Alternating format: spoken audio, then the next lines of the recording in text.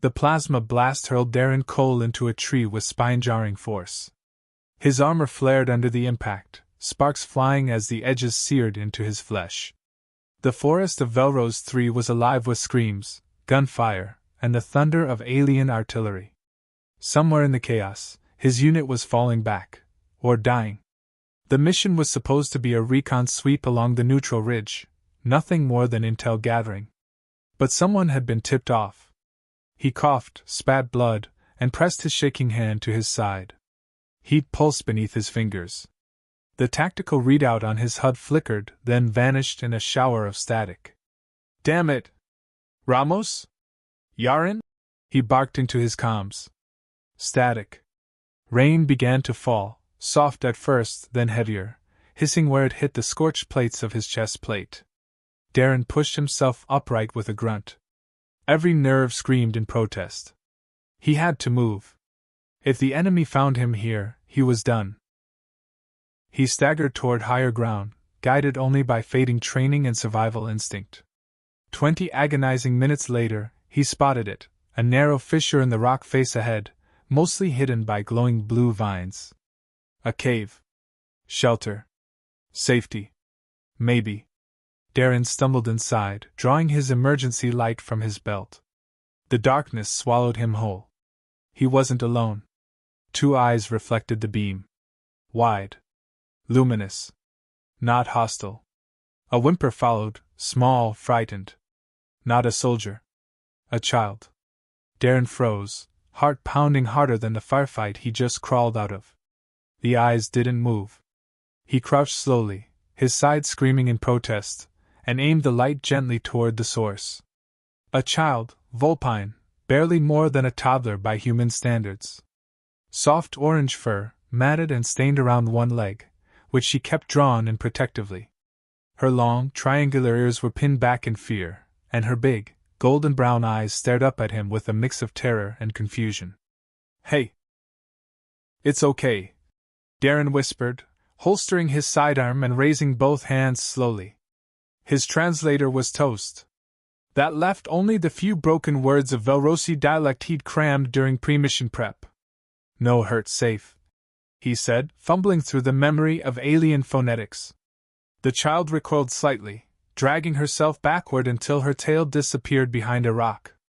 Darren recognized the body language instantly. Not an enemy, just scared. Wounded. Alone. He tapped the Red Cross insignia on his shoulder. "Medic," he said gently, even if the word meant nothing to her. With slow, deliberate movements, he removed his field medkit from his belt, the soft beep of its activation echoing faintly in the stone chamber. He dropped to one knee and immediately regretted it. White-hot pain lanced up his side, the wound under his ribs flaring as if to remind him just how temporary his strength was. Still, he managed to draw a painkiller syringe and jabbed it into his thigh. The relief was near instant, though his fingers still trembled as he pulled out antiseptic wipes. "Let me help," he muttered. She didn't understand the words, but when he offered a soft cloth toward her injured leg, she hesitated. Her small, clawed hand hovered, then dropped. Darren slowly approached and dabbed the blood away, revealing a nasty gash along her thigh. Deep but not fatal. Her nose twitched at the scent of the med gel he applied, and her breathing slowed. "You're brave," he said softly, securing a light wrap around the wound. "Real brave." That's when he noticed the bracelet on her wrist, woven metal, etched with unfamiliar glyphs. "A name, maybe?" He leaned in. "Kaylee," he read aloud, or tried to. The symbols glowed faintly at the sound of her name. Her ears perked, just a little. "Kaylee," he repeated. She blinked.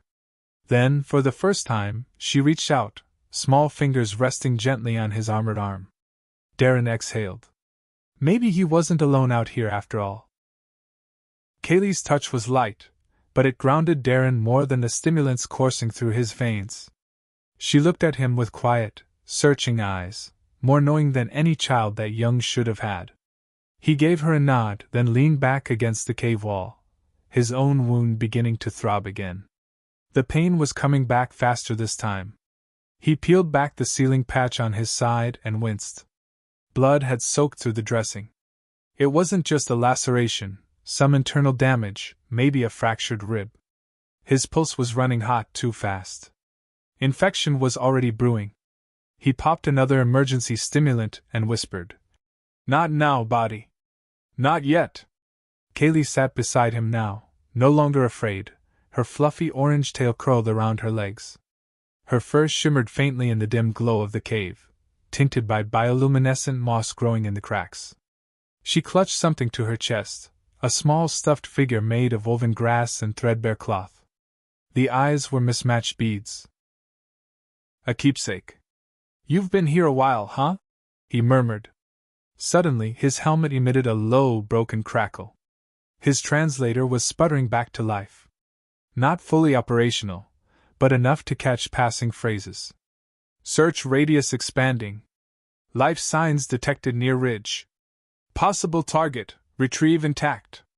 Darren's eyes narrowed. Not human. Not Velrosi military either. Something else. His stomach turned. Kaylee's ears perked up. "Mama?" she said softly. He looked at her. "Your mom's looking for you." She tilted her head, then nodded, a gesture that was unmistakably universal. Darren swore under his breath. That meant search parties.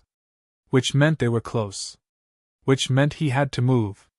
"All right, Kaylee," he said, gritting his teeth as he dug into his survival gear, pulling loose straps and fabric.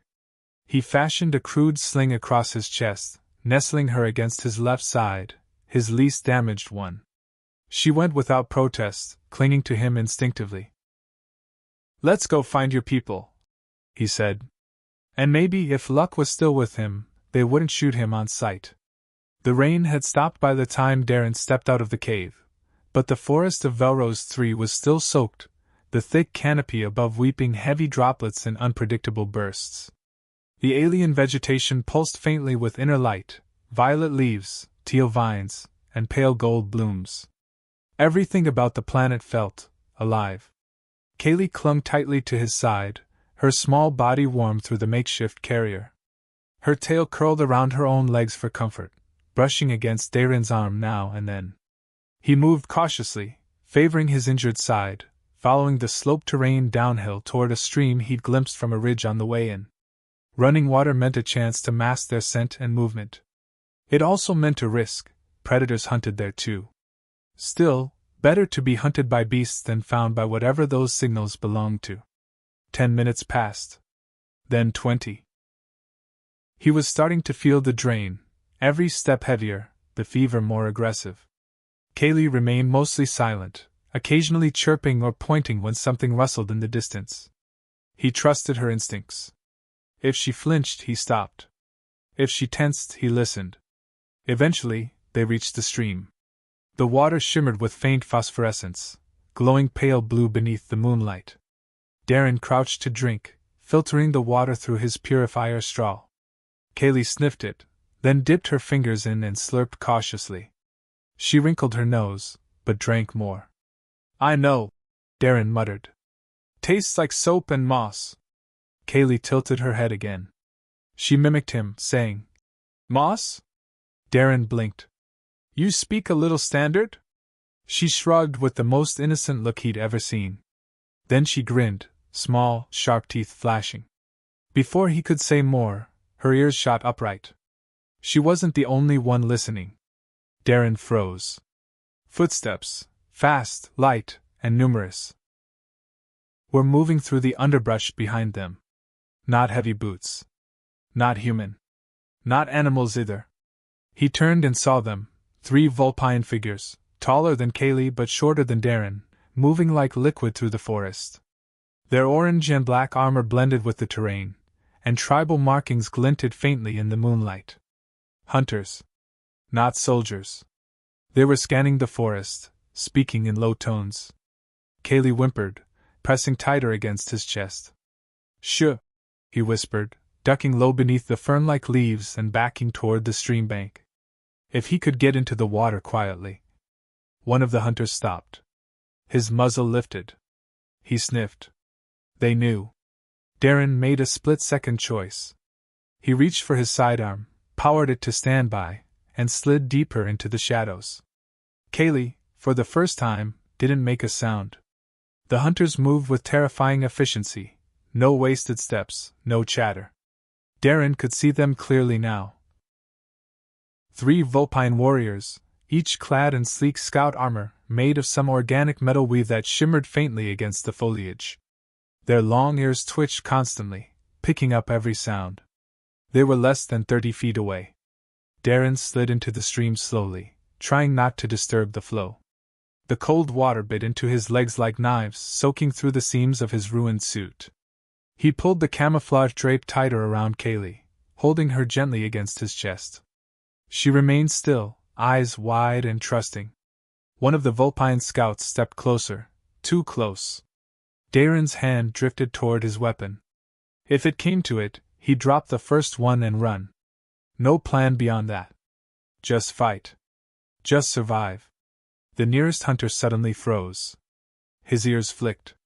His muzzle turned slightly toward the ridge above. The scout tilted his head, listening. Then, as if summoned by some invisible signal, all 3 scouts turned away from Darren's position. They moved, low and fast, disappearing into the trees like ghosts chasing something farther off. Darren didn't breathe until he was sure they were gone. He sat there in the stream for another 10 minutes, heart thundering, Kaylee's head resting just beneath his chin.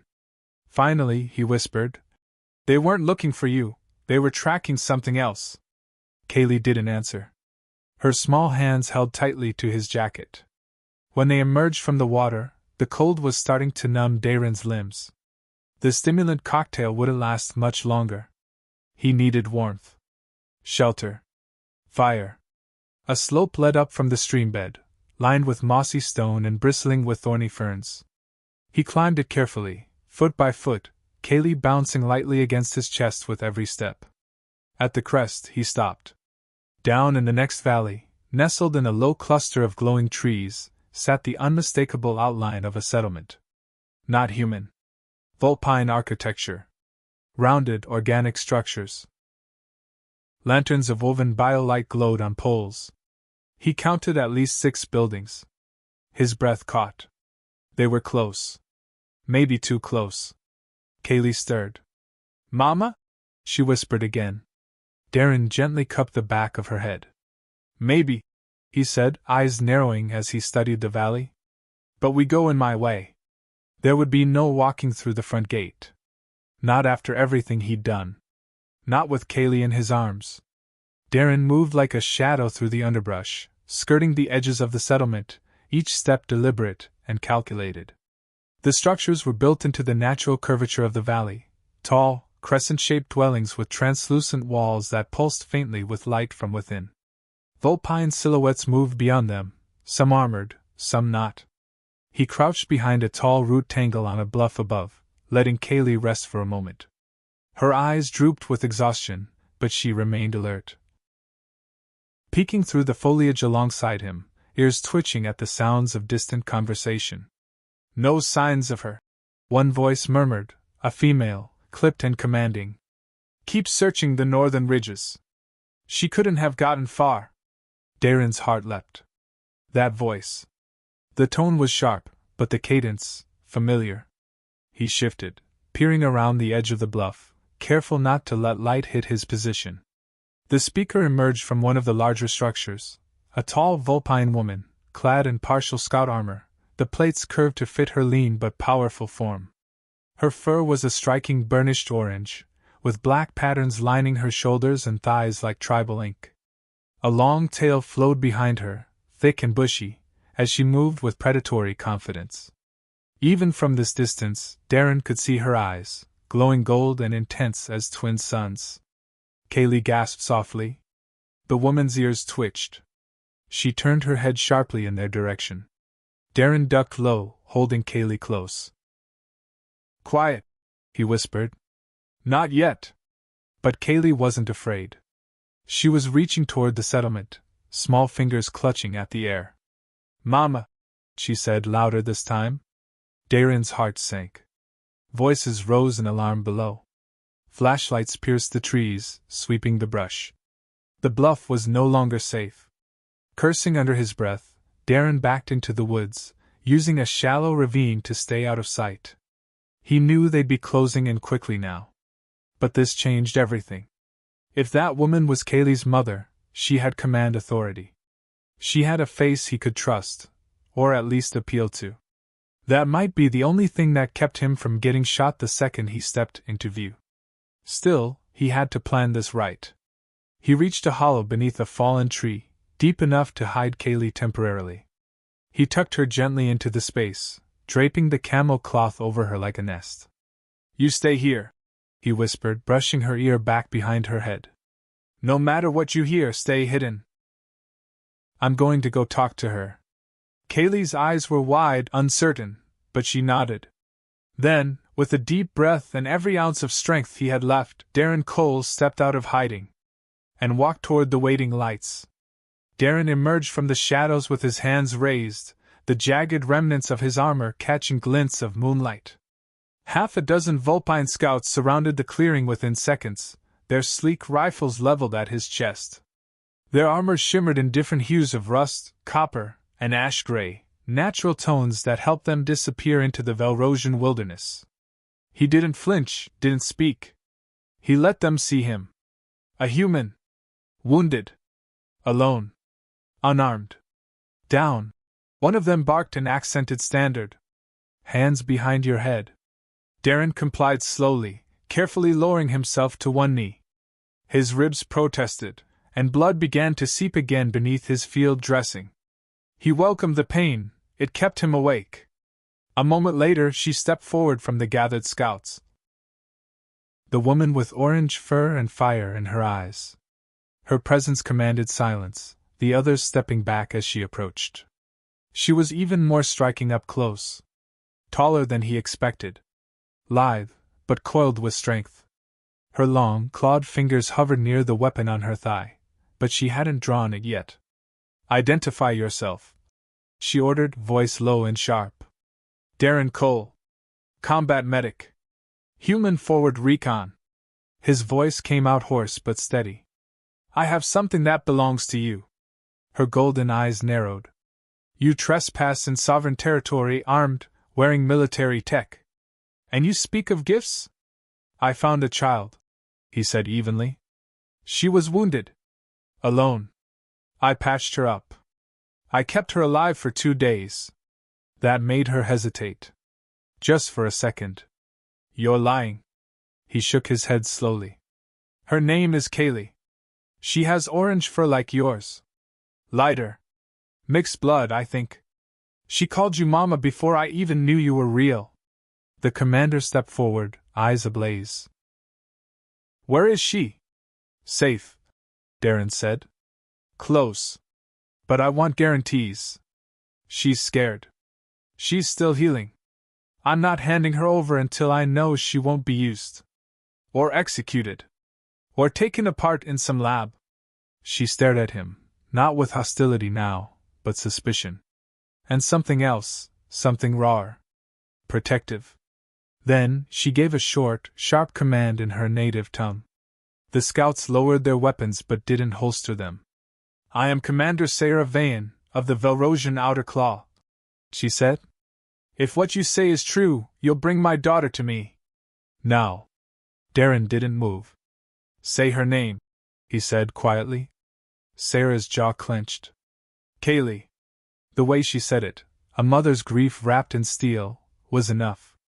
Darren nodded. "I'll go get her." Darren moved slowly through the trees, 2 scouts trailing behind him at a cautious distance. Their weapons weren't drawn, but their body language made it clear, one wrong move, and he'd be down before his heart skipped a beat. But his focus was on Kaylee. He knelt beside the fallen tree where he'd hidden her. "It's okay," he whispered, gently peeling back the camo drape. "She's here." Kaylee blinked up at him, unsure, clutching her little stuffed figure close. She looked tired, no more than that. Worn. As if her small frame carried the weight of a world. Darren offered his hand. "Come on. Let's get you to your mom." Kaylee hesitated for only a second. Then she reached up and took his hand with both of hers, crawling into his arms like it was the most natural thing in the universe. She didn't cry. She didn't smile. She just held on. When they returned to the clearing, Sarah Vaughan stood alone, her orange fur glowing faintly under the moonlight. She'd removed her helmet, revealing high cheekbones, sharp features, and those brilliant golden eyes that widened the moment she saw the child. "Kaylee," Sarah breathed. The girl stirred in Darren's arms. "Mama?" Sarah stepped forward, hand outstretched but trembling. Kaylee turned to Darren, looking up at him one last time. He gave her the faintest smile. "Go on." She slid down from his arms and ran to her mother. Sarah dropped to one knee, catching the child in her arms and pulling her close, her fingers combing through tangled fur and tattered cloth. She murmured something in a language Darren didn't understand, soft, low, intimate. Kaylee pressed her face into her mother's shoulder and stayed there. Darren didn't speak. He didn't move. He felt like an intruder in that moment, like the soldier he was, staring into a world that had nothing to do with guns or orders or battle lines. Sarah finally looked up at him. Her expression had changed. Not soft. Not grateful. But no longer cold. "Why?" she asked. "You could have left her. You could have sold her to mercenaries for a fortune. Or used her as leverage." "I didn't," Darren replied. "I saw a scared kid in a cave. That was enough." Silence hung between them. "She's not entirely like you," he added. "Not entirely like me either. But she deserves better than the war that created her." Sarah's tail flicked once, slowly. "She does," she said at last. "But you're not free yet, human. You crossed a line you may not survive." Darren shrugged. "That's not up to me." She narrowed her eyes. "No," she said. "Now it's up to me." Darren stood still, not because he was afraid, but because moving would betray how much his legs wanted to give out. The blood loss, the fever, the adrenaline drop after finally placing Kaylee back in her mother's arms, it was all catching up. Sarah hadn't taken her eyes off him. Her tail flicked again, slower this time. She shifted Kaylee gently into the arms of one of the scouts with a whisper too low to hear. The little girl clung to her mother's fur for a moment longer, then allowed herself to be carried away. Gaze locked on Darren until she vanished beyond the tree line. Sarah stepped closer. The scouts remained, weapons lowered but watchful. One of them muttered something in Velrosi. Sarah ignored him. "You're a medic?" she asked, voice more inquisitive than hostile now. "Combat trained," Darren said. "2nd Recon Detachment. Forward assignment. I didn't come here to take anything. Or anyone." She stopped an arm's length from him. Her golden eyes traced the seams of his torn armor, the dried blood, the damaged shoulder plate that had barely held together during his escape. She tilted her head slightly, the way a predator studies prey it's not sure it wants to kill. "She bonded to you," Sarah said flatly. "I saw it. The way she looked at you. I didn't encourage it," Darren replied. "I just kept her alive. She clung to me. I didn't have the heart to push her away." Sarah's eyes narrowed. "You're not her father."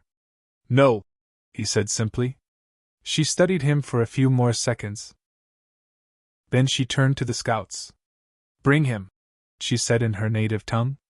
They stepped forward cautiously. One of them pulled out a loop of restraining fiber. Darren didn't resist. "Where are we going?" he asked, though he had a hunch. Sarah turned back to him as the binders clicked shut. "To get answers," she said. "If you've harmed her, in any way, I will tear your ribs from your body and hang your lungs over the trees."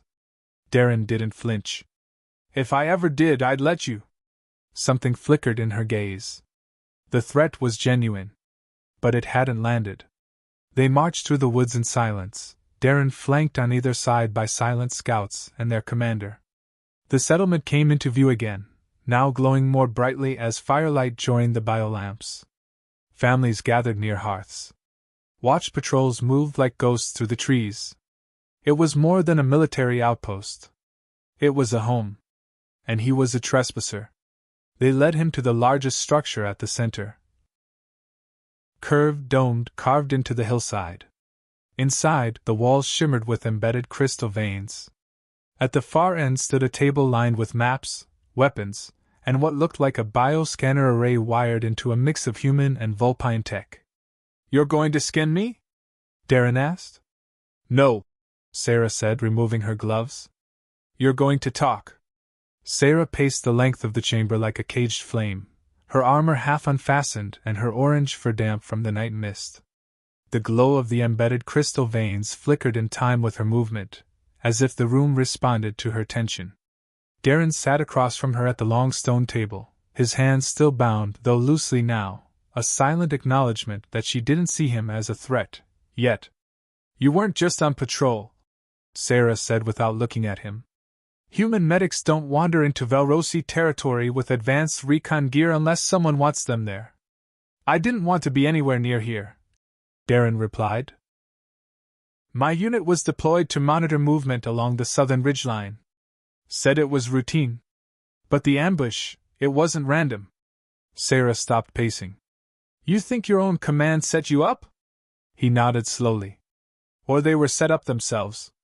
I don't think they knew I'd be the one to survive, though. Just lucky, I guess. Or unlucky," she muttered. She returned to the table and activated a small projection crystal. A holographic schematic of Velros 3 shimmered into existence between them, the continent's major terrain features marked with both human and Velrosi symbols. She tapped an area near the ridge he'd just come from. "You found her here?" "In a cave.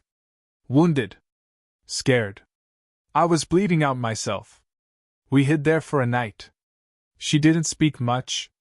Just one word. Sarah didn't need to ask what word. "She shouldn't exist," she said quietly, after a pause. "Hybrids, they don't survive. There's been attempts.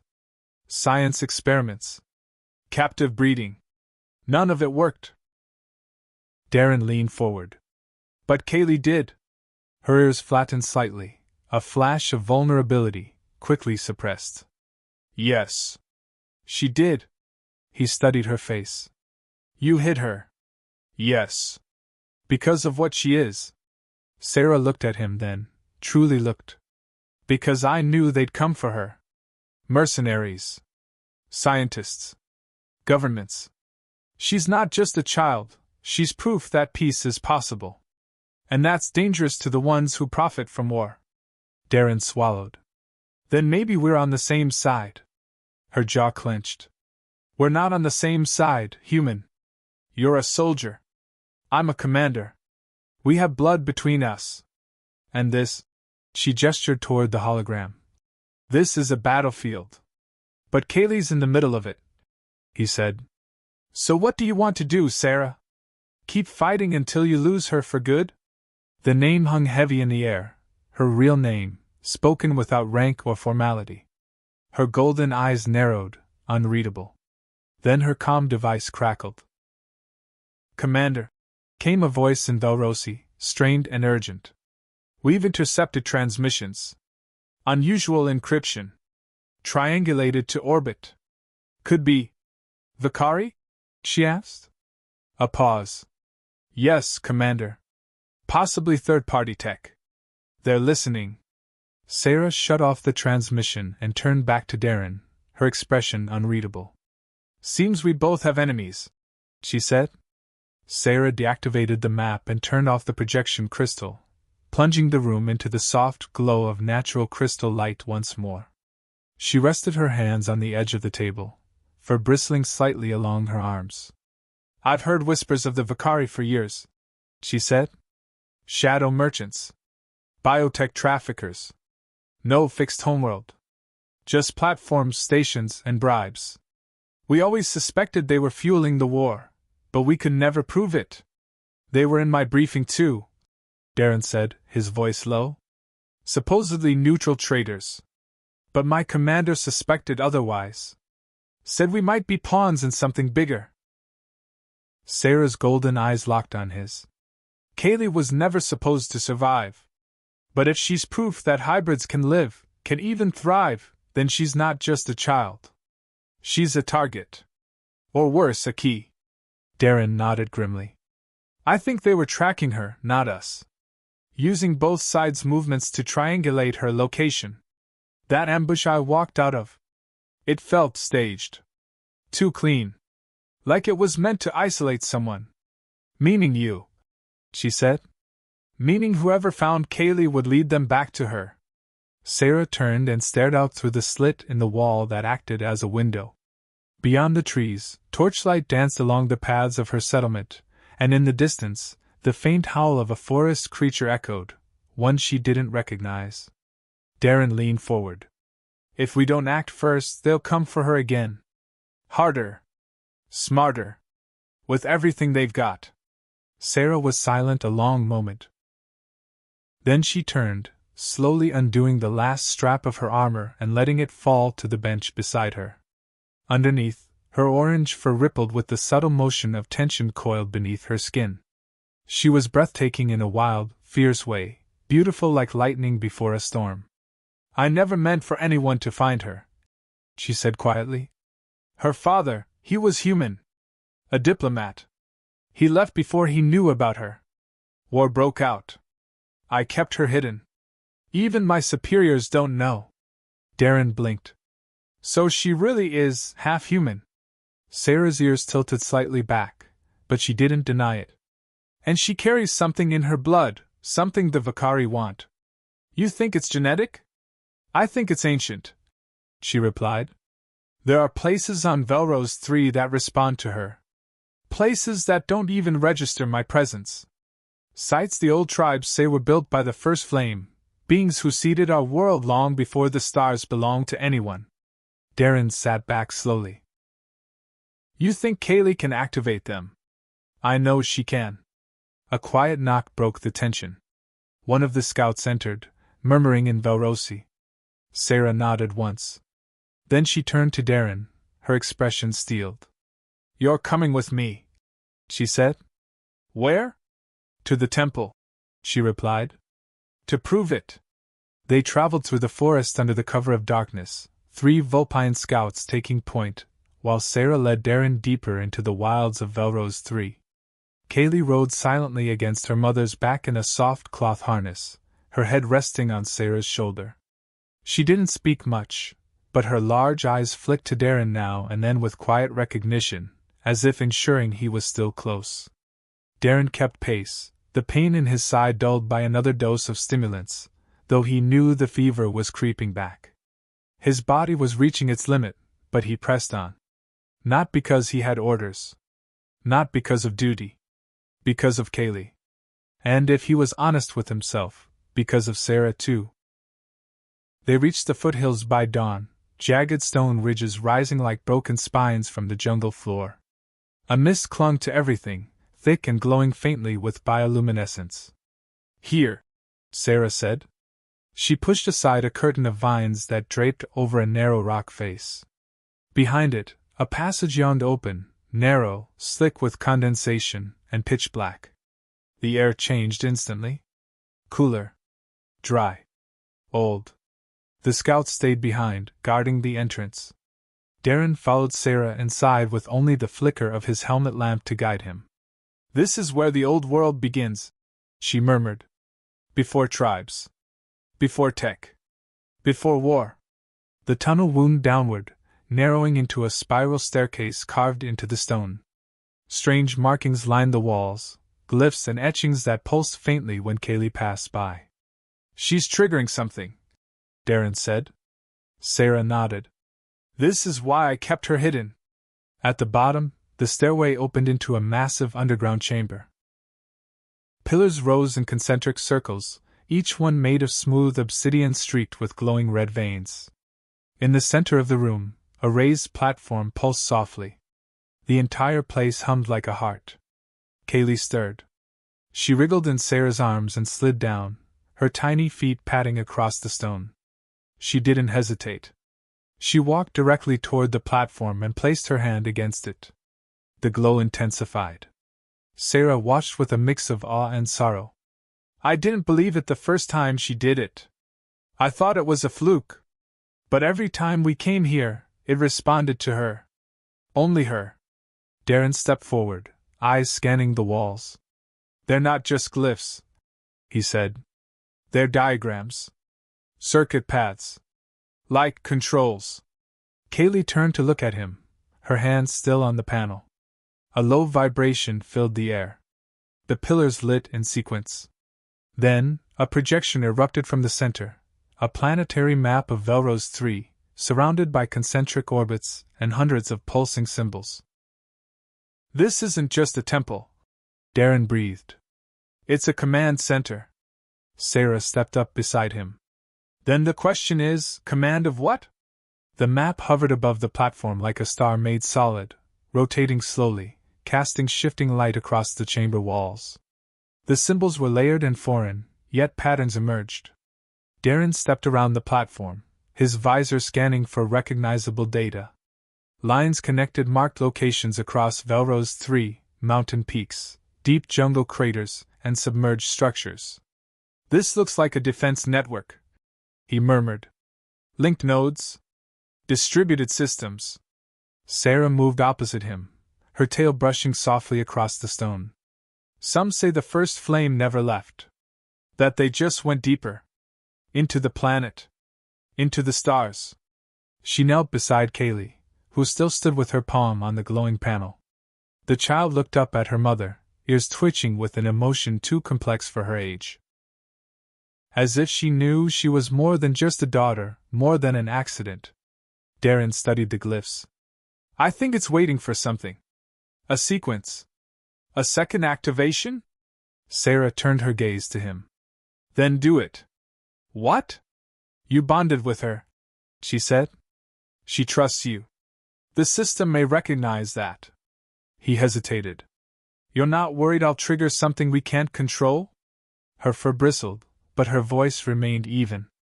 I've been living afraid of this place since she was born. I'd rather wake the truth than let the Vicari take it in pieces. Darren looked down at Kaylee. Her small hand reached for his. Without thinking, he took it. When he placed his free hand beside hers on the panel, the platform flared to life. Light burst from the map, cascading through the air. Pillars around the chamber vibrated and shifted, revealing hidden recesses filled with ancient tech, floating crystals, sealed armaments, and smooth metal spheres etched with the same symbols as Kaylee's wristband. The map above them zoomed out. Not just Velrose 3.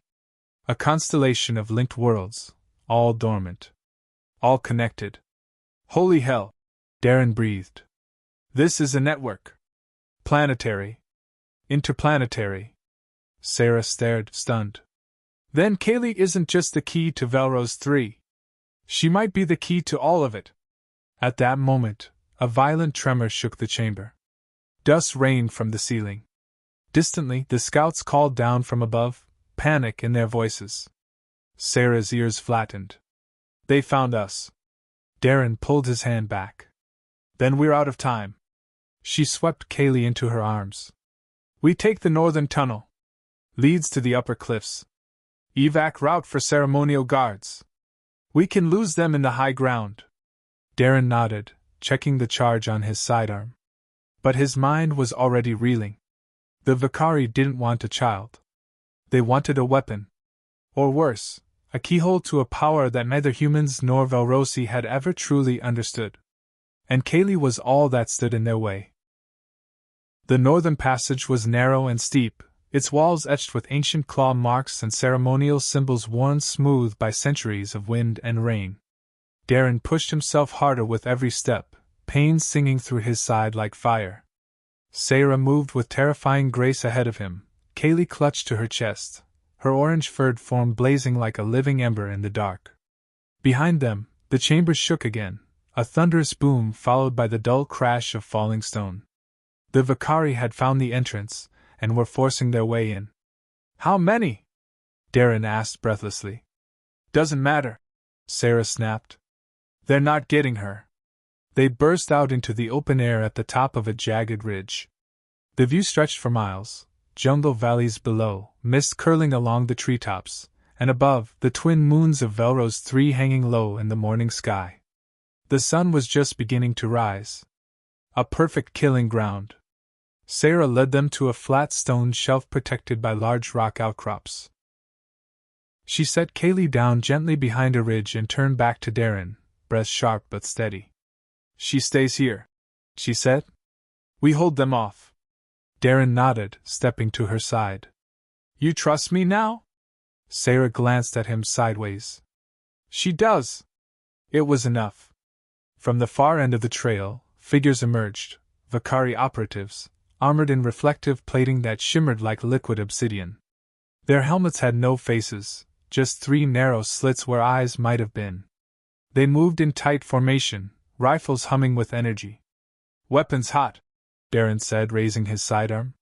Sarah pulled free a curved, double-barreled rifle from her back, a Velrosi hunter's weapon, glowing faintly with charged plasma.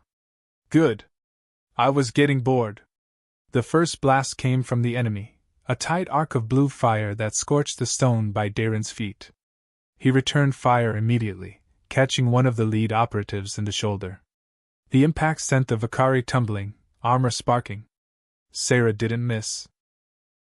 Her shots were elegant, brutal, dropping 2 enemies in quick succession with precise hits to their neck joints. "They're not trying to kill," Darren growled between bursts. "They're trying to take her." "Then they'll have to go through me," Sarah snarled. Another plasma bolt slammed into the rock near Darren's head. He ducked and returned fire, catching one in the leg. The operative stumbled, but 2 more emerged to take its place. They were being herded. From above, a Vakari dropped rafty cloaked, a sleek, crescent-shaped vessel bearing the same geometric markings seen on the temple glyphs. It hovered above the ridge, lowering a boarding cable, its targeting array locking onto Kaylee's last known location. "No!" Sarah breathed, voice breaking. She turned to bolt toward her daughter, but an energy blast from the ship slammed into the stone, hurling her backward. Darren caught her before she hit the edge. "I've got her!"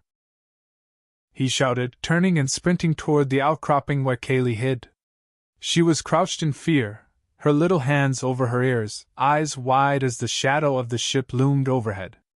Another Vakari operative dropped from the cable line, landing between Darren and the child. It raised a shock rod, not a rifle. "Capture gear." "Not a chance?" Darren growled. He threw himself at the Vakari, tackling it mid-step. They rolled, trading blows. The alien was stronger, but Darren was faster. He jammed his sidearm into the gap beneath the neck plate and fired point-blank. The body went limp. He turned, panting, and reached for Kaylee. "I've got you," he whispered.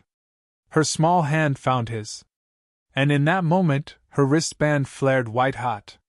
The drop craft paused midair, as if confused. Sarah, staggering to her feet, looked up. "She's triggering something."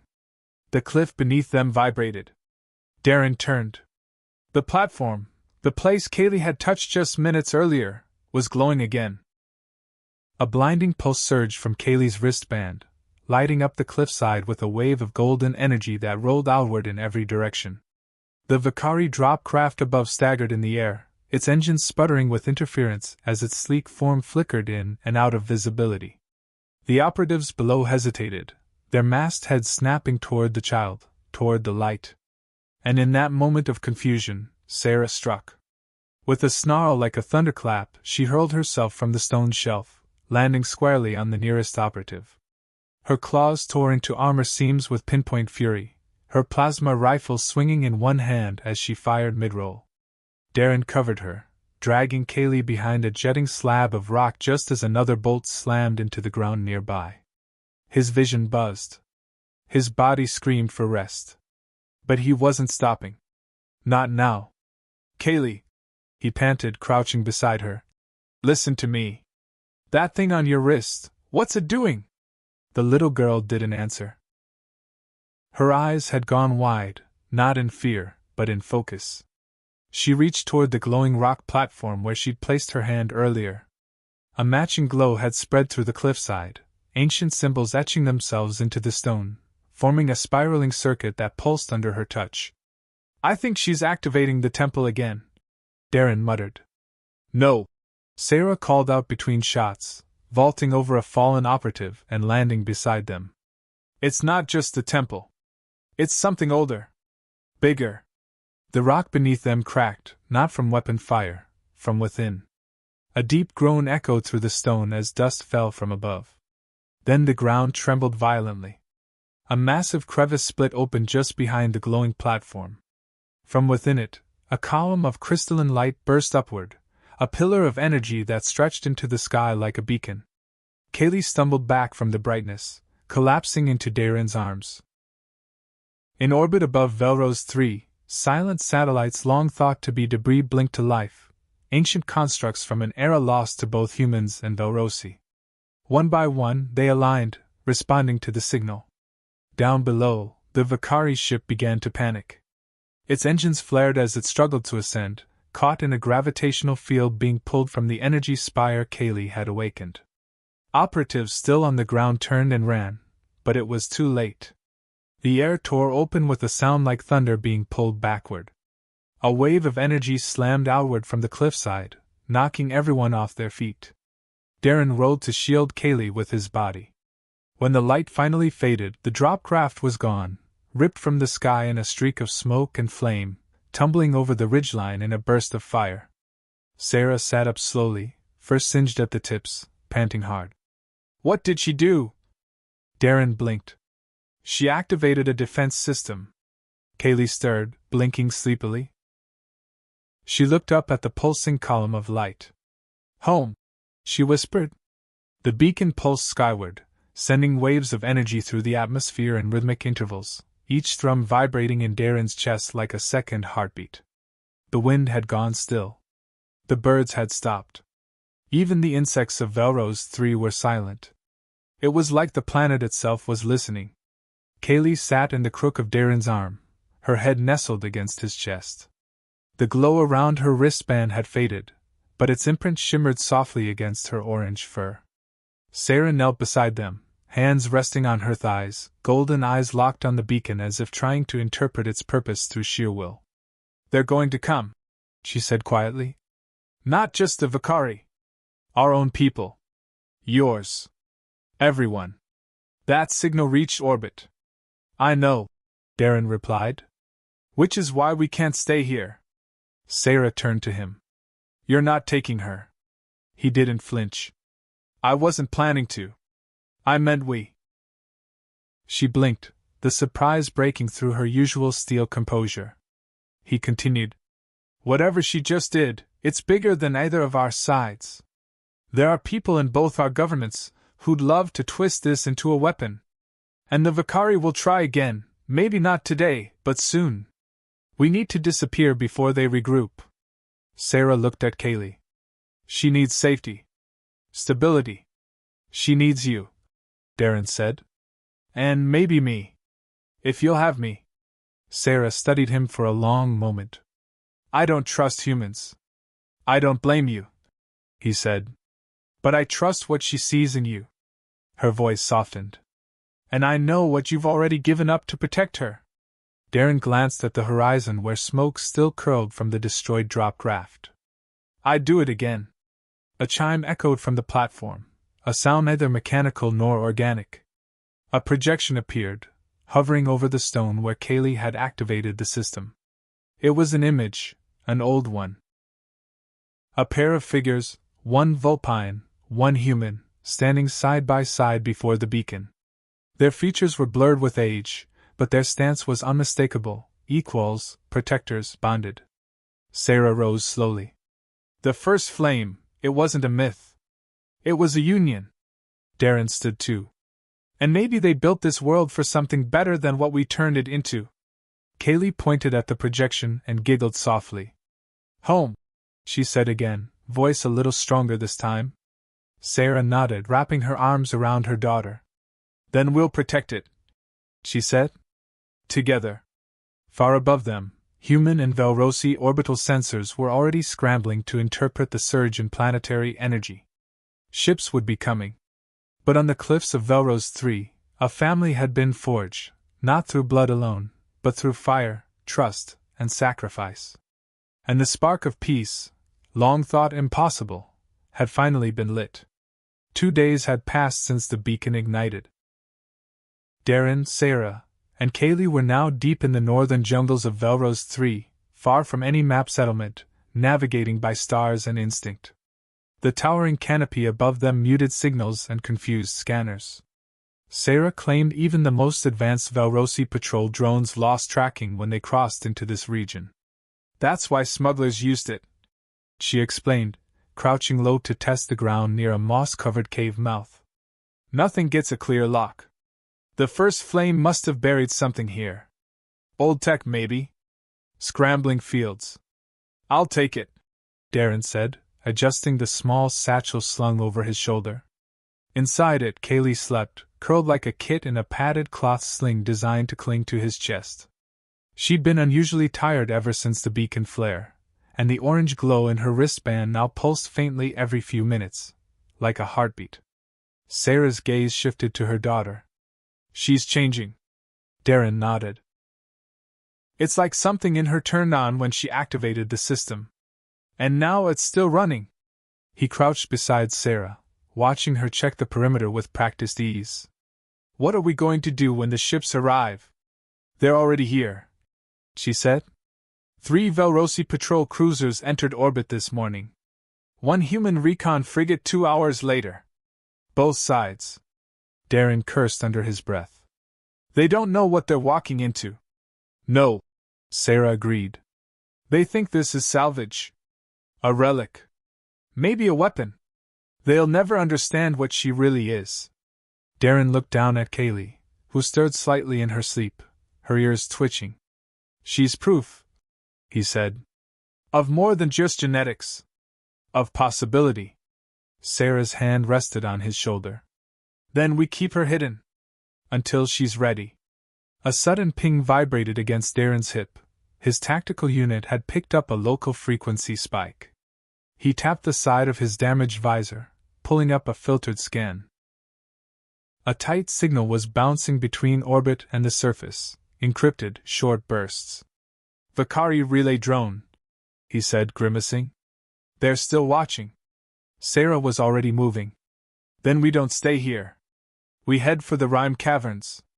The old monks said there are doorways inside the frost, keys that only respond to those born of 2 worlds. Darren followed her into the brush. You think there's another beacon? I think we've only seen the beginning. Behind them, the jungle swallowed their trail, the pulse from Kaylee's wristband dimming into silence. But above them, in orbit, a half-dozen warships adjusted their positions, triangulating, preparing for descent. The hunt was far from over. They reached the edge of the Rime Caverns at dusk. The jungle fell away into a frozen ravine, its walls glittering with jagged ice spires that climbed like fangs into the sky. Frost clung to everything, turning even the mossy roots into brittle, crystalline shapes. Mist rolled down from the upper cliffs, blanketing the ground in a bone-deep chill. It was like stepping onto a different world. This part of Velrose was quarantined decades ago, Sarah said, tightening the folds of her cloak around Kaylee. Glacial instability. Strange magnetic activity. No patrols come here anymore. Sounds perfect, Darren replied, rubbing his gloved hands together. His breath hung in the air as vapor. Feels like walking into death. Sarah cast him a sly glance. You humans always exaggerate cold. Because cold's supposed to stay where it belongs, on dead moons and bad memories. Kaylee stirred against her mother's chest. Her breath fogged the inside of the sling, and the light in her wristband changed, not fading, but sharpening, turning a soft, cool blue. She's reacting again, Darren noted. Same as before the last activation. Sarah nodded. The monks said this place was sacred, one of the second arcs. The first flame left them behind when they vanished. The arcs weren't just meant to defend us, they were meant to preserve us. They reached the mouth of the main cavern, a jagged break in the ice that breathed a steady current of cold air, tinged faintly with energy. Faint pulses of light moved through the frost on the walls, like veins under skin. Darren exhaled slowly. This place is alive. Sarah led the way in, Kaylee held securely in her arms. Inside, the ice gave way to smooth corridors, far too precise to be natural. The walls were etched with sigils that glowed as they passed, their color matching the hue of Kaylee's band. After 20 minutes of careful progress, they reached a chamber shaped like a hollowed-out crystal, a perfect dome, every surface humming with resonance. Kaylee squirmed, reaching down. Sarah let her stand. The little girl walked unsteadily to the center of the dome and placed her hand on a raised pedestal of clear stone. Nothing happened. She frowned and looked back. Sarah stepped forward, placing her hand on top of her daughter's. Still nothing. Then Darren stepped beside them. Slowly, without a word, he rested his palm beside theirs. A low tone echoed through the cavern, deep and ancient. Ice cracked. The ceiling split open like an eye, blinking, not breaking, but retracting, revealing a shaft of light from high above. In that instant, dozens of glyphs activated across the walls and floor. The temperature dropped further, but none of them shivered. Instead, something stirred beneath their feet. The center of the floor opened with a hiss of pressurized steam. And from the depths below, a platform rose, not tech, not stone, but something older. Inside it rested a capsule, a cryogenic cradle containing what looked like a vulpine child. No, not quite vulpine. Something between. Another hybrid, Darren whispered. Sarah's hand trembled. She wasn't the first. No, Darren said, staring at Kaylee. But she might be the first to survive. The capsule's translucent cover shimmered with frost, obscuring the child within. It was no older than Kaylee, maybe even younger, suspended in timeless stillness. Its fur was a pale copper, flecked with streaks of white. The ears were vulpine in shape, but the facial structure, something human, lingered in the jawline, the brows, the subtle curve of the nose. Darren stared in stunned silence. She's perfect. Like Kaylee. Balanced. Sarah moved closer, awe slowly giving way to realization. This isn't a clone. This one was born. Naturally. She's been preserved for, what? Decades? Centuries? Kaylee stepped beside the capsule and placed a hand gently against the surface. Her band flared again, and the glyphs in the room responded, dimming and focusing their glow toward the cradle. The stasis shell around the child released a soft hiss, steam venting upward. The frost melted rapidly. The young girl inside twitched, then stirred, her chest rising with her first breath in ages. Sarah reached instinctively for her weapon. Darren placed a calming hand on her wrist. She's waking up. She's not a threat. Yet, Sarah muttered but didn't draw. The child's eyes fluttered open, bright amber, with slit pupils, and she sat up slowly, confused but calm. Her gaze landed on Kaylee. The two stared at each other. Then the stranger spoke, her voice hoarse but melodic. Finally, another. Kaylee tilted her head. Who are you? The girl touched her own chest. Tali. Darren and Sarah exchanged glances. Tali looked around the room, her expression sharp for someone so young. The beacon was activated. You are bonded? Sarah narrowed her eyes. She's my daughter. Born of both worlds. Tali gave a slow nod. Then the Guardians were right.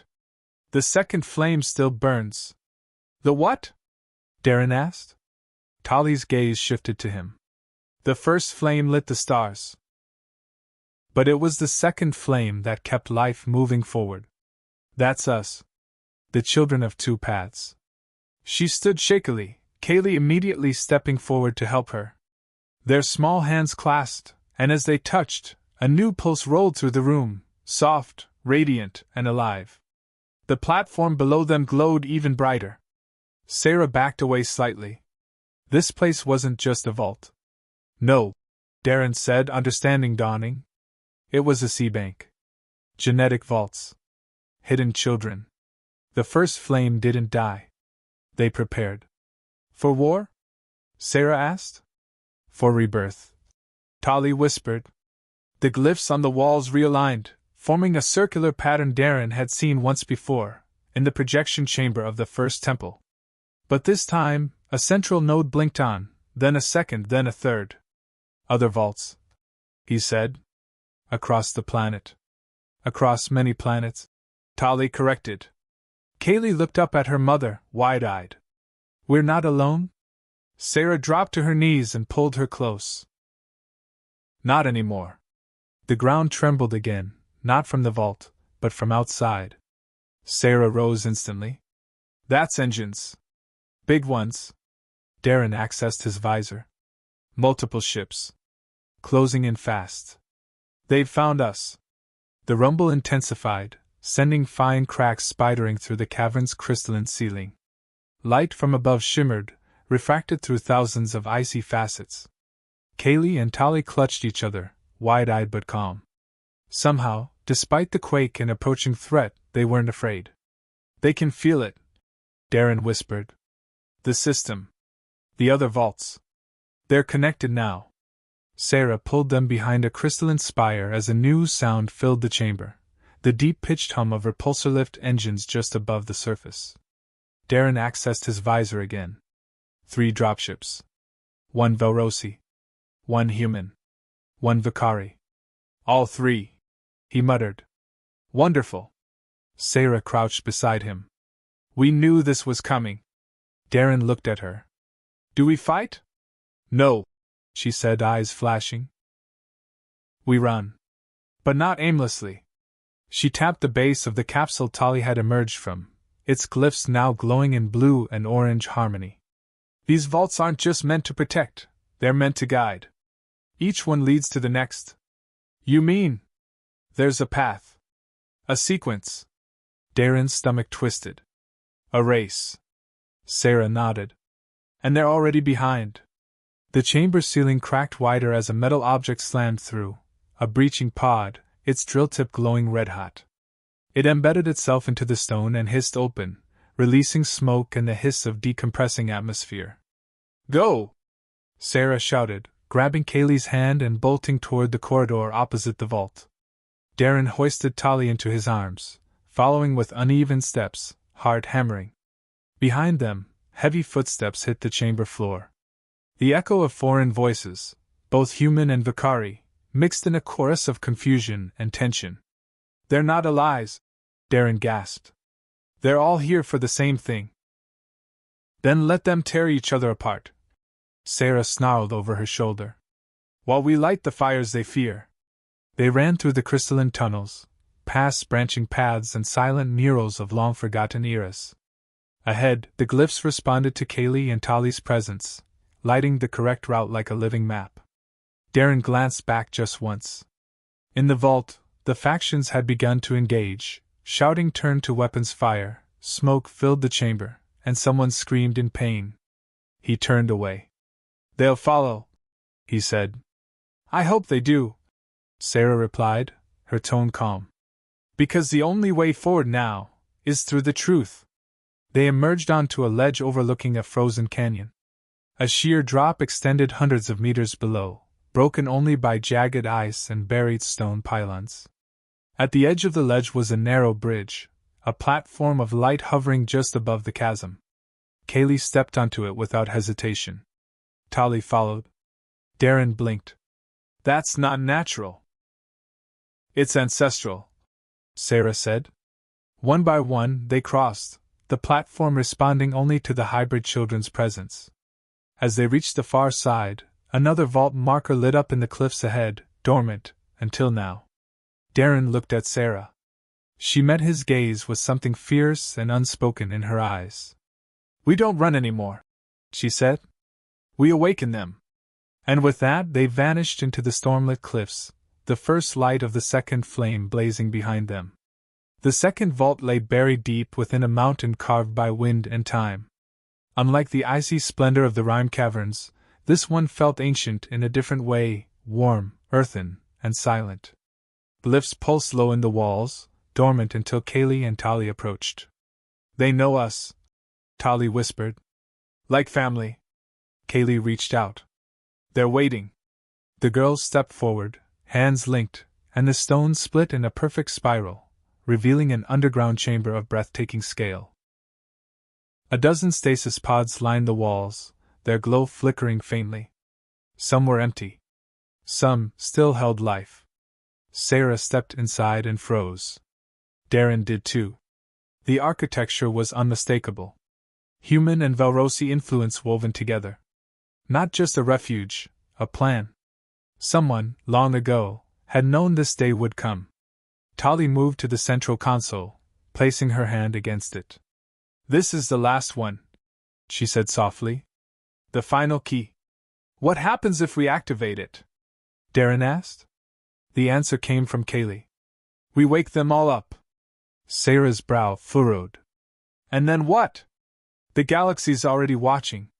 Governments are scrambling. They're going to try to control this." Tali turned to her. "They can't. This system doesn't respond to governments. It responds to us."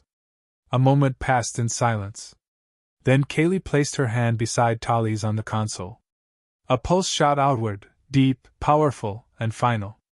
Across Velros 3 and beyond, every hidden vault lit up. In orbit, dozens of satellites powered on, transmitting a news signal. One that said, "The second flame lives." Back at the cliffside, where their journey had begun, Darren, Sarah, Kaylee, and Tali stood before a now quiet beacon. Ships hung in orbit but didn't descend. No one dared to fire. The whole galaxy was watching, but not moving. Darren knelt beside Kaylee. "Are you sure this is what you want?" She smiled softly, older somehow than her years. "It's not about me. It's about what comes next." Sarah stood beside him, holding his hand tightly. Tali looked up at the stars. "We're not alone anymore. And we don't have to hide." "Then let's not," Sarah said. They turned from the beacon and walked away together, not as fugitives, not as experiments, but as a new beginning. Years later, historians would argue over the exact moment the galaxy changed. Some said it was when the beacon lit the sky. Others said it was when a child placed her hand on ancient stone and whispered home. But those who were there would say it began with 4 figures walking away from power. Not to control it, but to protect it. The second flame burned on. Not in vaults, but in them. In family. And in hope.